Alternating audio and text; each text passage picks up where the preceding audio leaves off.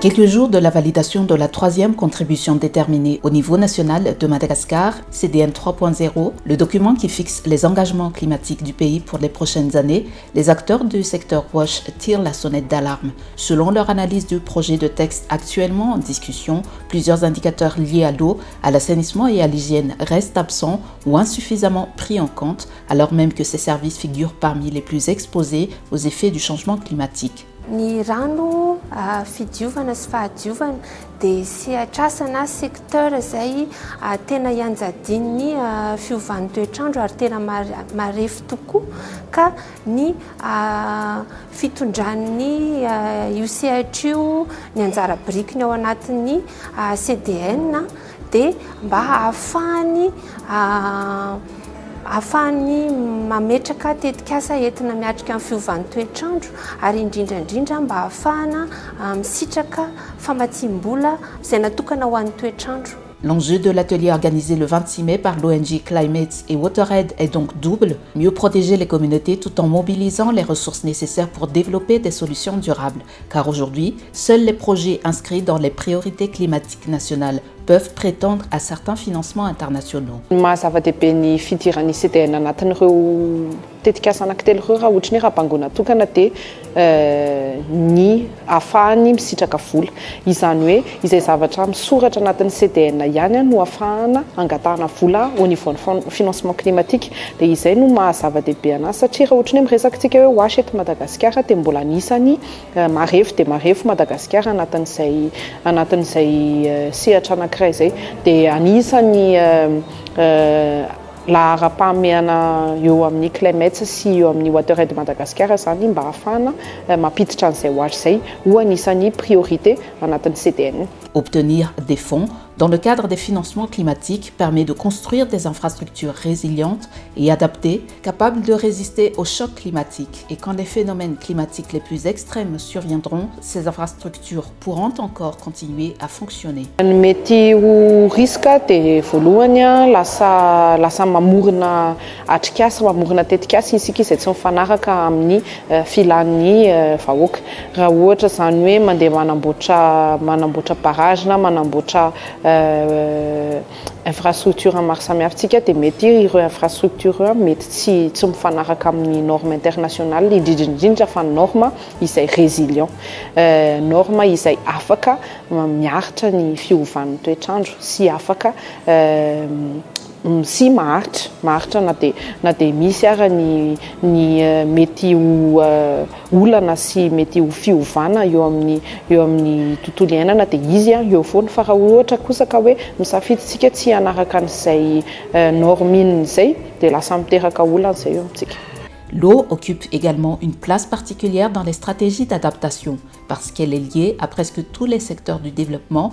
Elle influence l'agriculture, la santé, l'énergie ou encore la sécurité alimentaire.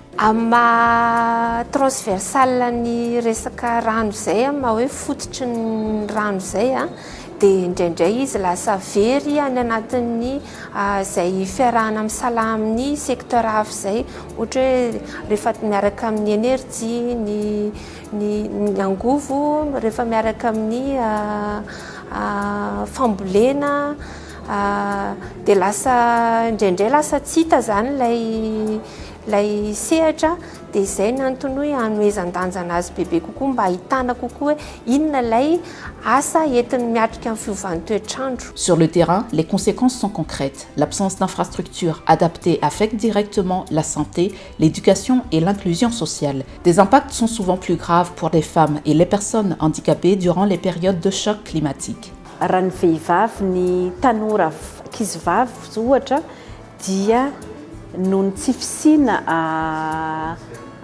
gabone ara-pahasalamana sy dosany amin'ny sekoly ka rehefa tonga ohatra ny fatibolana dia tsy mianatra izy. Ny bloc sanitaire atsika betsaka ireo mbola ohatra hoe misy escalier fa tsy adapté na ny any an-trano zany ho an'ireo mana-fahasembanana mbola ambany zany tahany fisitrahan'ireo olona izay ataoko hoe manana manokana na ny vehivavy na ny mana-pahasembanana na ny ankizivavy isitrahana an'izay tolotra rehetra momba ny rano fanadiovana sy fidiovana.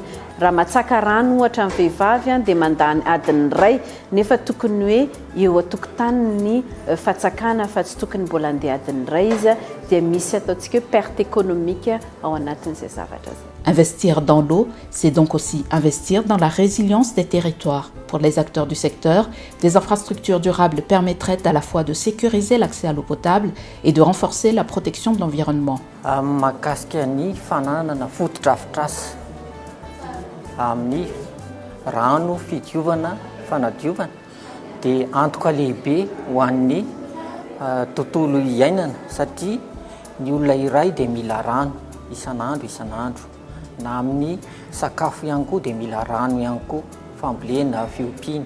Ny fotodrafitrasan'ny rano rehefa maharitra izy dia maharitra ihany koa zany ny fahazahoana rano fisotro madio. Dia ny vola vaovao izay azo avy amin'ny CDN dia ahafahana mampitombo ireo fotodrafitrasa maharitra dia mampitombo hatrany ihany koa ny faharitan'ny tontolo iainana sy ny fahasalamana ho an'ny tsirairay. Pour les défenseurs du secteur WASH, l'objectif est de faire de l'accès à l'eau, à l'assainissement et à l'hygiène un pilier reconnu de l'adaptation climatique. Car derrière chaque point d'eau, chaque sanitaire fonctionnel ou chaque système d'assainissement résilient se joue aussi la capacité des communautés à faire face aux défis climatiques de demain. Zavatra tena mivaingana endrasana zany dia ny fananana fotodrafitrasa betsaka eto Madagasikara. Rehefa betsaka ny fotodrafitrasa dia betsaka ihany koa ny olona mahazo misitraka ny rano fisotro madio sy ny fidiovana fanadiovana dia mampitombo ny fahatsiarovan-tena amin'ny fiarovana ny tontolo iainana izay fahazahoana rano fisotro madio izay. Dans un pays où l'eau demeure un défi quotidien pour des millions de personnes, les acteurs du secteur rappellent qu'elle n'est pas seulement une ressource vitale, elle est aussi un levier majeur d'adaptation climatique, de santé publique et de développement.